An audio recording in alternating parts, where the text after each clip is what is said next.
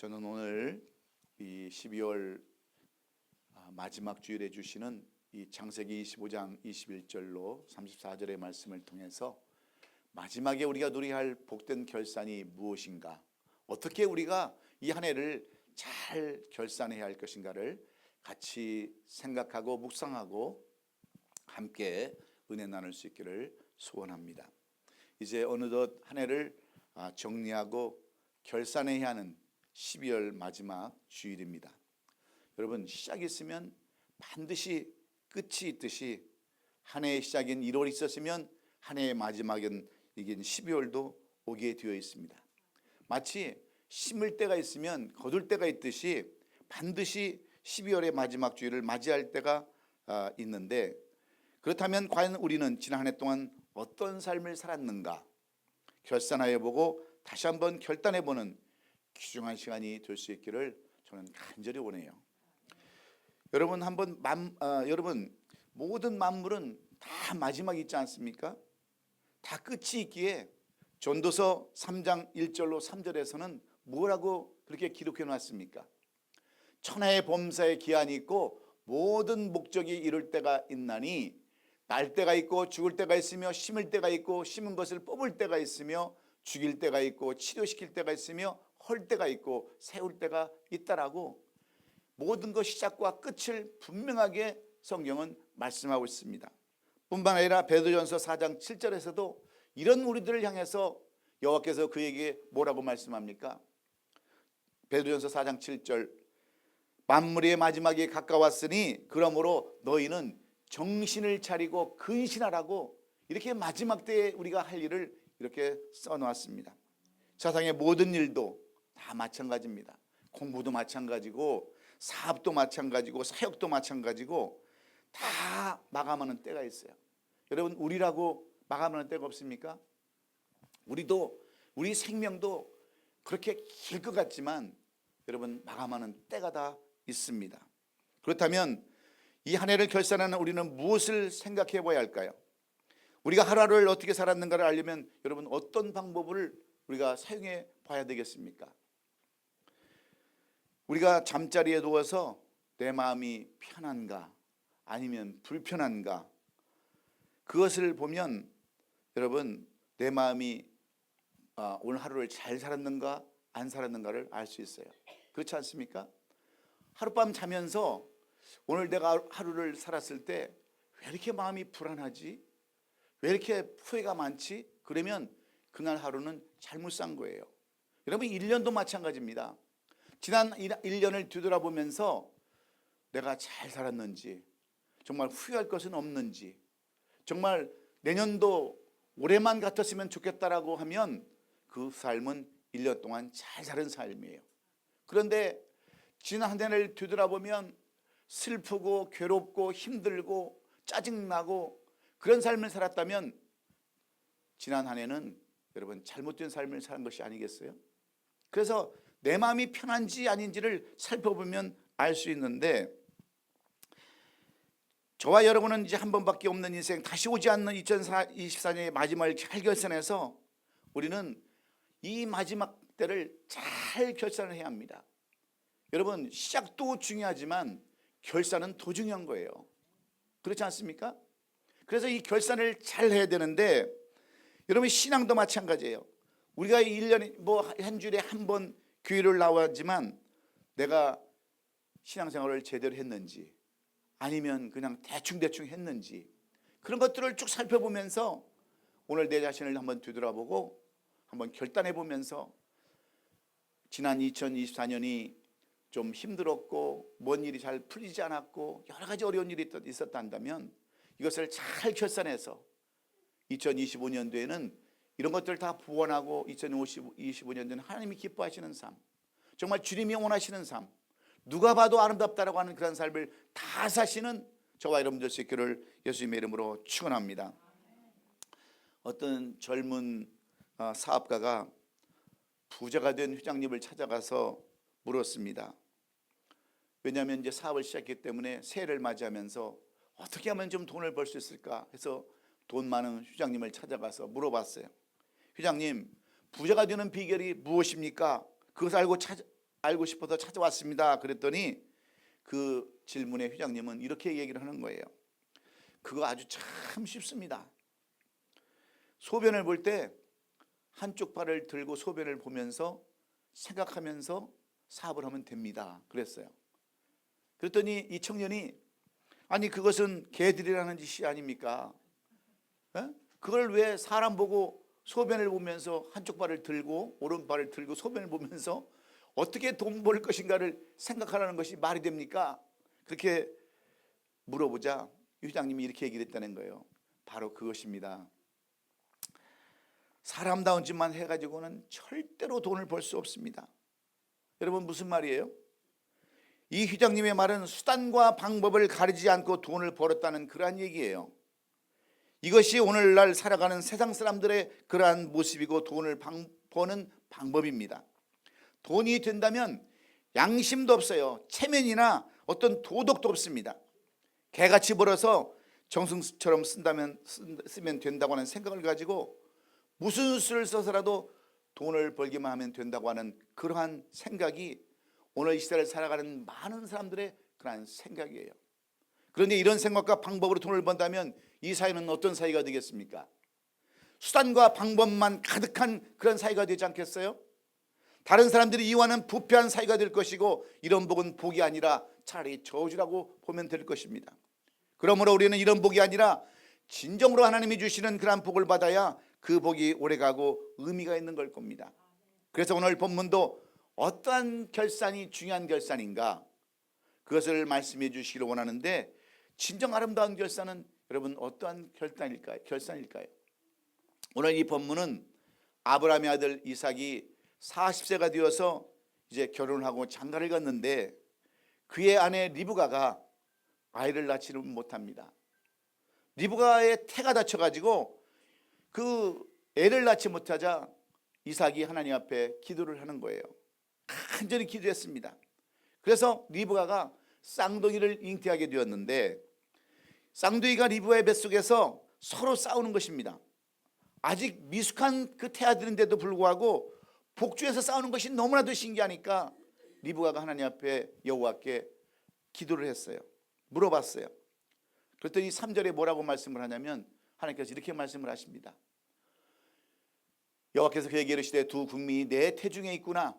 두 민족이 내 복중에서부터 나누이리라. 이 족속이 저 족속보다 강하겠고 큰 자가 어린 자를 섬기리라 하시는 이런 예언을 여호와께서 이 리브가에게 주시는 거예요. 두 사람의 인생이 한 뱃속에서 태어났지만 너무 다르다는 겁니다. 그리고 이 말씀 속에는 큰 아들이 작은 아들을 섬기게 되어 있다는 거예요. 한 어머니 뱃속에서 잉태되고 똑같이 태어나서 한 부 밑에 자랐다 할지라도 어떤 삶을 사느냐에 따라서 인생이 달라지는다고 하는 교훈을 말씀해 주는 내용이 오늘 이 본문의 말씀인 것입니다. 실제로 형 에서는요 에돔의 조상이 되었고 동생 야곱은 이스라엘의 조상이 됩니다. 형의 자손들은 동생의 자손들의 종이 되어서 말씀대로 섬겼어요.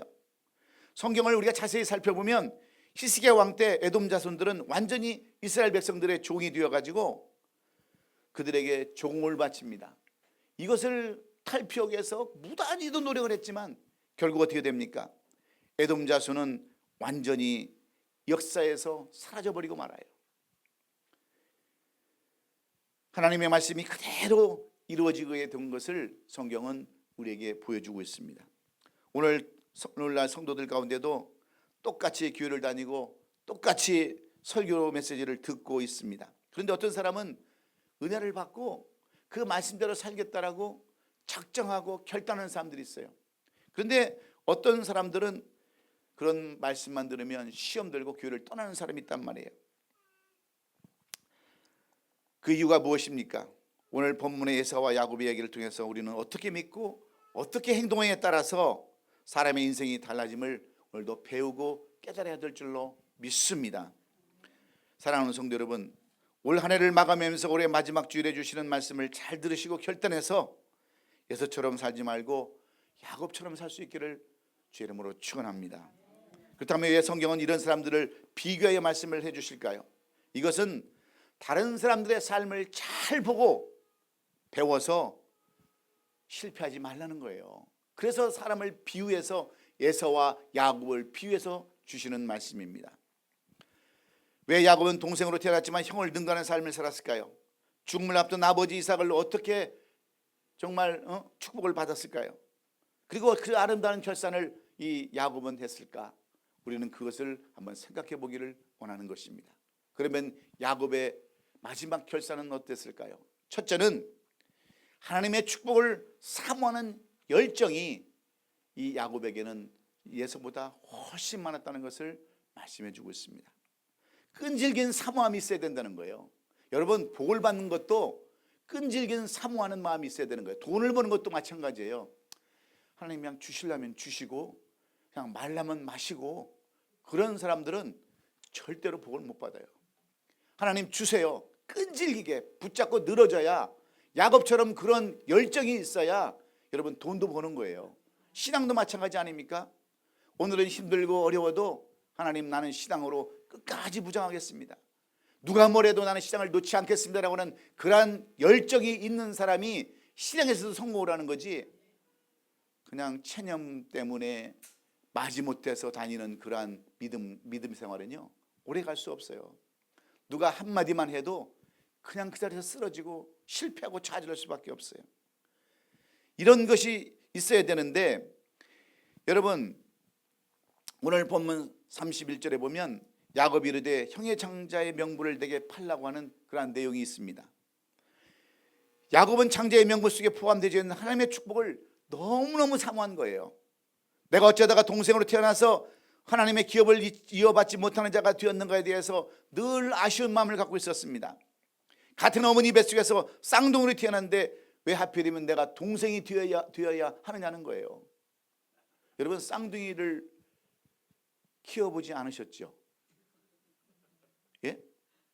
우리 집은 제 밑에 여동생이 쌍둥이에요. 그래서 저는 어렸을 때부터 그 쌍둥이에 치여가지고요, 늘 불쌍한 인생을 살았어요. 그래서 보통 어머니가 이제 애들을, 쌍둥이를 키울 때 엄청 힘든 거거든요. 그래서 우리 집은 옛날에 일본에서 구루마를 만들어 왔어요. 2명을 타는 구루마를. 한국에는 없어가지고. 그래서 구루마를 이렇게 태워가지고 두 아이를 이렇게 키웠는데, 저는요 그 애들 바로 위니까 완전 찬밥인 거야. 이 두 애들 때문에 저는 온데간 데도 없는 거예요. 그러니까 제가 어떨 때는 그 구루마를 갖다가 개골창에다 빠뜨려 버리고요, 바퀴도 빼버리고 그렇게 살았어요. 근데 이 쌍둥이들의 특징이 뭐냐면 너무 싸운다는 거예요. 너무 싸워요. 옷도 똑같이 입혀야 돼요. 신발도 똑같은 걸 사야 돼요. 틀리면 그거 가지고 싸우는 거예요.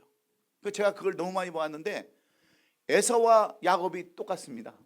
뱃속부터 싸웠어요. 그런데 야곱이라는 사람은 무엇에 대한 욕심을 가졌냐면 하나님께서 주시는 기업, 하나님이 주는 축복을 너무너무 사모했다는 거예요. 그래서 어떻게든지 먼저 나오려고 발부둥 쳤는데도 불구하고 에서가 먼저 나오니까 에서의 발뒤꿈치를 잡고 나왔대. 그러면 여러분, 똑같이 여러분 줄다리기 할 때 똑같은 줄을 갖고 나서면 쌍둥이지만 사실 야곱도 장자 아니겠어요? 안 그래요? 동생입니까? 줄 잡고 나왔는데, 다리 잡고 나왔는데. 그래서 야곱은 그 정도로 열정을 가지고 있었다는 거예요. 열정. 근데 우리는 어때요? 열정이 없습니다. 그냥 내 팔자지 뭐. 못 사는 것도 팔자, 그냥 잘 사는 것도 팔자, 모든 걸 팔자로 돌리니까 인생을 항상 팔자로 된 인생을 밖에 살 수 없는 거예요. 그러나 오늘 야곱처럼 그러한 열정을 가지고 있으면 여러분, 하나님은 그런 사람을 통해서 역사하시는 줄로 믿습니다. 에서는 여러분 어떤 삶을 살은 줄 아세요? 32절에 보면 에서가 이렇게 고백을 합니다. 에서가 이르되 내가 죽게 되었으니 이 장자의 직분이 내게 무엇이 유익하리요? 에서가 지금 사냥을 갔다 와서 배가 고픕니다. 여러분, 배가 고프면 죽습니까? 예? 그런데 이 배가 고픈 거 가지고 내가 지금 죽게 되었다는 거예요. 그래서 이 동생 야곱이 만든 팥죽을 하나님의 그 주신 장자권과 바꾸겠다는 거예요. 얼마나 어리석은 그러한 삶을 살아갑니까? 여러분 같으면 하나님께서 주시는 그 약속, 장자의 그 축복을 팥죽 한 그릇에 바꿀 수 있겠어요? 뭐 배고픈데 어떻게 해요? 죽게 생겼는데. 그거 먹고 팥죽 한 그릇 먹으면 살아납니까? 그 정도로 열정이 없었다는 게 야곱과 에서의 그러한 차이점인 겁니다. 그래서 야곱은요, 정말 창세기 32장 26절에 보면 앞봉가에서 기도할 때도 어떻게 기도합니까? 당신이 내게 축복하지 않으면 가게 하지 아니겠다면서 끝까지 붙들고 늘어지는 이 끈질김이 있어야 되는 거예요. 끈질김이. 여러분, 끈질김이 있는 사람은 어디 가든지 승리를 해요. 우리 아버님이 저한테 항상 그랬어요. 너는 어디 가든지 굶어 죽지 않을 것이다. 그래서 저는 어렸을 적에도요, 싸움도 엄청나게 했습니다. 그래서 싸움도요 하면은 어떤 사람이 이기냐면 힘이 있어서 이기는 게 아니에요. 그냥 끈질긴 놈이 이기는 거야. 우리는 어렸을 때 싸우면 코피 터지면 지는 거예요. 애들은 막 울어요. 근데 저는 어떻게 하냐면 코를 더 풀어요. 풀어가지고 그 사람에다 옷을 탁 갖다 묻혀요. 얼굴에다 묻히고 모가지에다도 묻히고. 그러면 걔가 뭐라고 그러냐면, 야 동준아 그만하자, 내가 쳤어. 그래서 그 다음부터는 절대로 안 때리는 거야. 그렇지 않아요? 그게 끈질김이에요. 그 끈질긴 사람이 이기는 거예요. 예? 이해가 되세요? 예. 그래서 요한삼서 12장 3장 12절에는요, 살아나는 자여 내 영혼이 잘된 같이 내가 범사에 잘되고 강건하기를 강구하리라 그랬는데, 이 영혼이 잘 되는 것은 뭐냐면 끈질김이 있어야 된다는 거예요. 끈질김. 2024년도에 여러분이 열정이 없어가지고 그냥 대충 살았다 본다면 2025년도에는 여러분 열정을 가지고 사시기를 주의 이름으로 축원해요. 그래서 2025년도 우리 교회의 표를 뭐라고 만들었냐면 일어나라 빛을 발하라 그랬어요. 열정을 가지고 이제 시작하자고 그렇게 얘기를 했습니다. 여러분, 지금까지 우리는 그냥 죽은 사람들처럼 살았어요. 교회도 그랬어요. 교회도 지금까지 마치 송장처럼 우리 교회가 그렇게 지금 지내왔어요. 그런데 2025년도부터는 다시 일어나기를 주의 이름으로 축원해요. 일어나 빛을 발하기를 주의 이름으로 축원합니다. 열정 있는 사람들이 가지고 있는 특징이 뭔지 아십니까? 열정을 가진 사람의 특징을 보면요, 분명한 목적이 있어요. 목적이 없는 사람은 열정이 있을 수가 없습니다. 그리고 열정 있는 사람들은 실패를 받아들이는 사람이에요. 인정하는 사람이에요. 이런 사람이 열정을 다시 갖는 거예요. 그리고 장애물을 뛰어넘는 사람들입니다. 뿐만 아니라 실속만 챙기지 않고 자신의 일에 매진하는 사람이 열정을 가진 사람이기에 2025년도에는 여러분들이 다시 한번 열정을 가지고 새 힘을 가지고 꿈을 가지고 비전을 가지고 시작할 수 있기를 주의 이름으로 축원합니다. 여러분, 구원은요 누구나 받을 수 있어요. 그러나 축복과 은혜는 사모하는 자, 열정을 가진 자의 것임을 꼭 기억하시고 하나님께 부르짖고 기도하셔서 하나님의 축복이 넘치시는 2025년도 다 될 수 있기를 예수님의 이름으로 축원합니다. 두 번째로, 오늘 이 야곱이 그렇게 아름다운 결산을 할 수 있었던 두 번째 이유는 무엇인가? 하나님께 주신 고난을 중요하게 여기는 사람이었기 때문이라는 거예요. 오늘 본문 32절에 그렇게 되어 있습니다. 근데 본문 27절로 34절을 살펴보면 이스라엘은 장자에게 주는 축복권이 있었어요. 뭐 그 사람이 소자거든, 뭐 아니면 뭐 기생의 아들이거든, 첩의 소생이거든, 뭐 무엇이든 간에 하여튼 첫 번째 무조건 큰아들에게 재산을 2배 주는 그러한 특권이 있습니다. 옛날에도 우리나라도 그런 게 있었어요. 지금은 이제 법이 바뀌어서 뭐 n분의 1로 이렇게 재산도 동화하지만 옛날에는 부모들이 큰아들에게 대부분 재산을 다 주는 것이 있었는데 이스라엘도 마찬가지였어요. 그래서 장자권이 있었는데 본문에 나오는 에서는요 야곱보다 먼저 나온 장자 아닙니까? 그런데 에서는 이 장자권을 우습게 여겼습니다. 하나님께 주신 고난을 무시해버렸어요. 그 배고픔 하나 때문에 그 장자권을 팥죽 한 그릇에 팔아버리고 말았어요. 이 일로 인해 이 행에서는 결국 야곱의 종이 되는 것입니다. 종이 되고 말았어요. 장자권을 하나님이 주시는 유임권인데도 불구하고 에서는 이 장자권을 경솔하게 여기기 때문에 32절에 보면 뭐라고 써놨습니까? 에서가 이르되 내가 죽게 되었으니 이 장자의 명분이 내게 무엇이 유익하리요? 그렇게 중요한 장자권을 팥죽한 거에서 팔아버리고 이런 것들이 뭐가 필요하냐는 거예요. 이 중요한 장자권이, 유임권이 뭐가 필요하냐는 거예요. 그리고 33절에 가서 에서가 맹세하고 장자의 명분을 야곱에게 판지라 그랬습니다. 34절에 가서는 떡과 팥죽을 에서에게 주매 에서가 먹고 마시고 일어나 갔으니 에서가 장자의 명분을 가볍게 여기었더미라고 이렇게 성경은 자세하게 기록해 놨습니다. 똑같은 상황에서 야곱은 어떻게 했습니까? 야곱도 배고파요. 팥죽을 쓰면서 왜 안 배고프겠어요? 여러분, 그래서 식당에 가면 꼭 마스크를 쓰고 있는지 안 쓰고 있는지 잘 보세요. 그 침이 얼마나 많이 튀는지 아십니까? 예? 그래서 요즘 코로나 사태가요, 팬데믹 사태가 참 우리에게 좋은 습관 하나 준 게 뭐냐면, 그래도 식당에서 일하는 주방장이나 이 서버하는 사람들이 마스크를 쓰고 있다는 거예요.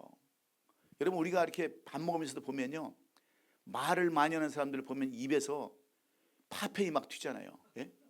막 비말이 막 날아가는데, 밥 먹을 때는 좀 밥만 먹고 이야기를 안 하면 좋을 텐데 꼭 이야기 안 하다가 밥만 먹으면 이야기하는 사람들이 있어요. 저를 나무라지 마세요. 나는 밥을 빨리 먹습니다. 왜? 이야기를 안 하니까. 이 비말 때문에. 비말. 그런데 내가 또 뭔 얘기하려다가 또 얘기하나?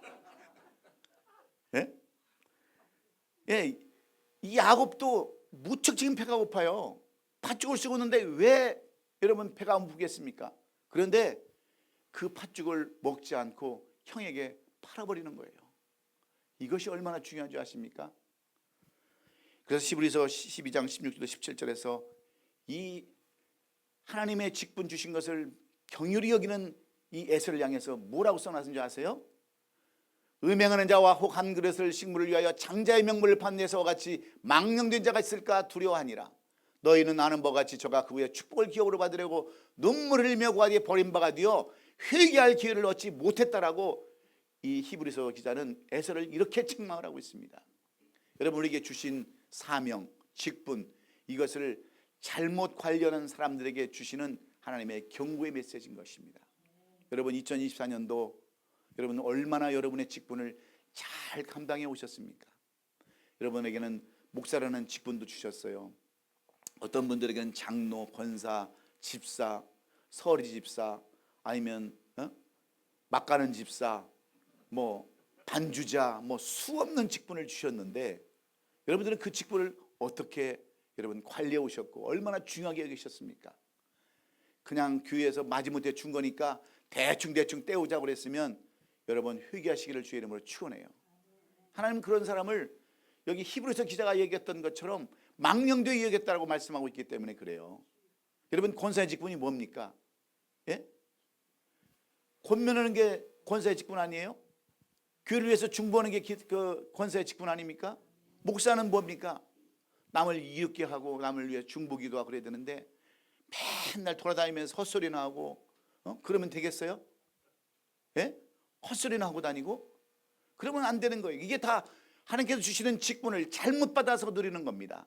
그럴 때 망령되다라고 말씀하고 있기에 여러분 잘 들으세요. 오늘날 많은 사람들이 먹고 사는 것 때문에 하나님이 주시는 장자권을 우습게 생각하고요, 망령되게 살아가고 있습니다. 장자권에는 두 가지의 의미가 있어요. 첫째는 하나님의 자녀로서 성도로서의 권리가 바로 장자권의 그러한 의미입니다. 그리고 두 번째 직분은요, 직분의 권리예요. 두 번째는 직분의 권리. 하나님께서 우리에게 여러 가지 직분을 주셨는데 그 직분을 어떻게 가지고 사냐면 눈물을 흘리고 씨를 흘리며 몸서리치고 후회할 때가 있는데 그때가 바로 직분을 관리하지 못한 때라고 분명히 말씀하고 있습니다. 제가요 그저께 한 전도사 때, 제가 은혜교회 전도사로 사역할 때 그때부터 알고 지내던 자매한테 전화가 왔어요. 목사님, 연말연시에 어떻게 잘 지내고 계십니까? 목사님한테 기도를 부탁드리려고 전화를 했습니다 하고 어떤 한 자매가 전화를 했어요. 그래서 집사님 무슨 일이십니까? 그랬더니 목사님 연말 되니까 그냥 엎친 데 덮친 격으로 일이 잘 안 꼬이네요. 내업당했습니다. 그러는 거예요. 뭘 하고 있는데 내업당했고 차도 뺏기게 생겼다는 거예요. 그러면서 이런 얘기를 해요. 목사님, 제가 남편하고 잘 살 때, 돈 있을 때 좀 더 교회를 위해서 헌신하고 목사님 교회 건축할 때 그때도 돈을 좀 헌금하고 싶었는데 그때 남편하고 이혼하고 도둑놈 들어와서 폐물 다 가져가고 있는 돈 다 잃어버리고 그때가 너무 후회됩니다. 그러는 거예요. 내가 속으로 그 후회될 일을 뭘 하려고 지금 얘기하냐? 하려다가 말았어요. 그리고 간절한 마음을 담아서 위로의 기도를 해줬어요. 집사님, 인생은 세옹지마입니다. 오늘은 힘들었다 할지라도 저당 밑바닥에 내려가 있으면 더 이상 내려갈 곳이 뭐가 있겠습니까? 그러니 걱정 마시고 다시 2025년도 왜 새해를 주셨겠어요? 2025년도 새해를 바라보면서 새로운 마음 가지고 새롭게 시작하세요. 2024년 다 잊어버리세요. 그렇게 얘기를 해주고 간절한 마음으로 기도를 했는데, 여러분, 후회하면 뭐합니까? 후회하면 무슨 소용이 있겠어요? 아무리 밑바닥에 넘어져 있다 할지라도, 밑바닥까지 내려갔다 할지라도 다시 시작하면 되는 거예요. 안 그렇습니까? 그러므로 여러분 끝까지 뭘 해야 돼요?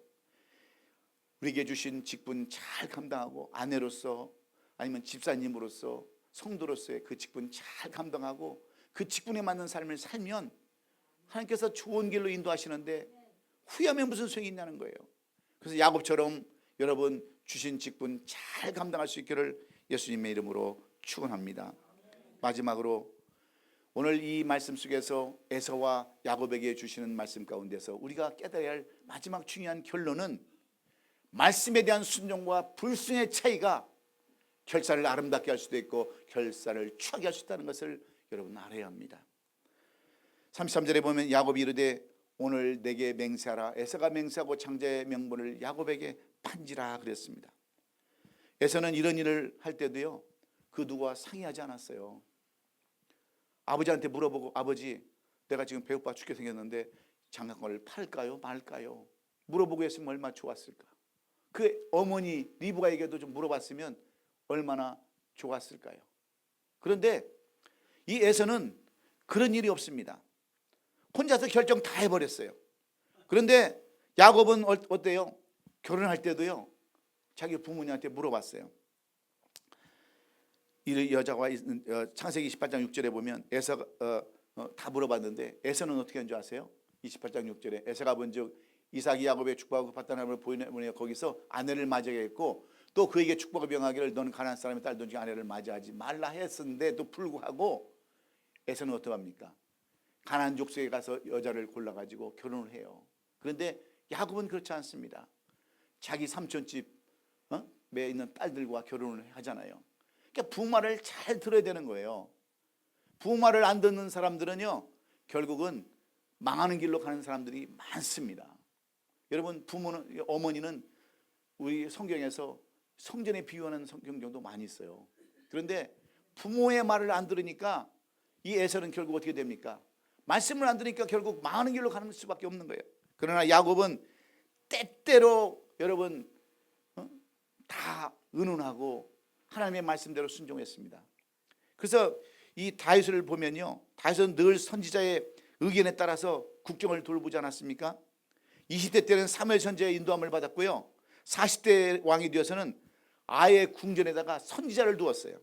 그 선지자가 바로 가시라는 사람인데, 이 가시라는 사람의 별명이 뭐냐면 다윗의 선지자라고 하는 그런 별명이 있을 정도로 다윗은 전쟁에 나갈 때도 우리가 전쟁을 나가야 되겠습니까? 말아야 되겠습니까? 하고 전부 다 선지자들에게 물어봤어요. 그래서 이 다윗은요 항상 하나님의 말씀에 따라서 순종하는 것을 삶을 살지 않았습니까? 그의 마지막 인생에 가서는 나단이라고 하는 선지자를 통해서 나단 선지자가 그에게 잘못을 지적하자 그런 회개하고요 돌아서는 그러한 삶까지도 보였던 사람이 바로 여러분 다윗이었습니다. 그래서 다윗의 인생이 얼마나 그 다윗의 나중의 인생이 여러분 늙어서까지 편안한 삶을 살았습니까? 안 그래요? 다윗은 그렇게 하나님의 말씀대로 순종했기 때문에 그의 나중에 인생이 얼마나 편한 인생으로, 이스라엘을 통일하는 그러한 인생으로 살 수 있었어요. 그런데 여러분, 우리도 마찬가지 아닙니까? 우리도 하나님의 말씀대로 살아야 되는데 잠언 25장 15절에 보면 이렇게 써 있습니다.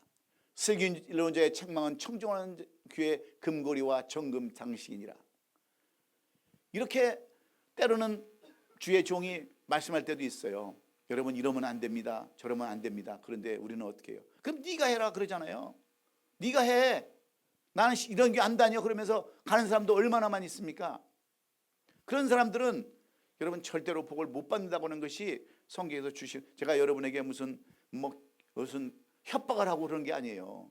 예? 이 성경이 그대로 하는 얘기예요. 그래서 이 주의 종이 한마디씩 하는 이 말씀을 잘 받아들이고 살면은 그 말씀이 귀의 금고리와 정금의 장식이니라. 예?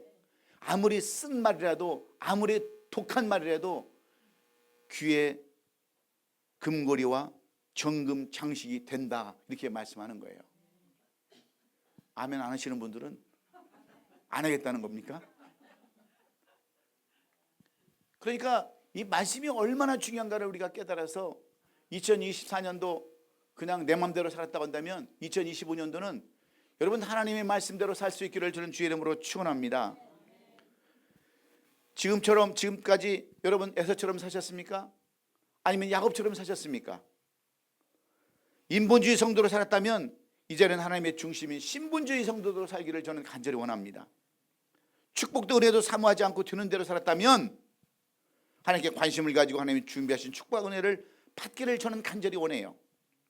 하나님의 말씀대로 살지 않고 주의 종의 말에 순종하지 않은 삶을 살았다면 이제는 순종하는 삶으로 살아가면 여러분이 2024년도를 아름답게 장식하는 거라는 말씀이에요. 이 창세기 말씀이 바로 그런 말씀이에요. 그래서 세 가지를 우리가 여러분 기억해야 되는데, 첫째가 뭐라고요? 예, 열정. 두 번째는 예? 직분을 잘 감당하고, 세 번째는 말씀에 순종하는 것. 이것이 2024년도 우리가 해야 할 아름다운 결산의 자세라는 것입니다. 믿습니까? 그러면 2025년도는 하나님께서 여러분을 인도하시겠다라고, 시온의 대로처럼. 예? 또 뭐죠? 시온의 대로처럼. 그 다음에 또 하나 있죠. 예? 그런 넓은 길로 우리를 인도하실 뿐만 아니라 우리를 평평한 길로 인도하시고 축복의 길로 인도하시겠다는 것이 우리 하나님이 주시는 말씀임을 여러분 잘 기억할 수 있기를 주의 이름으로 축원합니다. 그래서 2024년도 후회할 일이 얼마나 많이 있어요. 얼마나 안타까운 일들이 많이 있습니까? 저 전라남도 무안공항에서 지금 181명이 그 탄 비행기가 착륙을 잘못해가지고요 2명 살았어요. 다 죽었습니다. 179명이 다 죽었어요. 이제 우리나라 그 항공 역사상 가장 큰 사고로 지금 기록되고 있는데 얼마나 안타까운 일입니까? 그 여러분 사연들을 줄줄이 들어보면 참 눈물 없이는 볼 수 없는 그러한 사연들이지만, 여러분 우리가 그런 일을 당하지 말라는 법이 어디 있어요? 예? 하나님의 인도하심이 없으면은, 하나님의 보호하심이 없으시면 여러분 우리는 내일 하루를 창담할 수 없어요.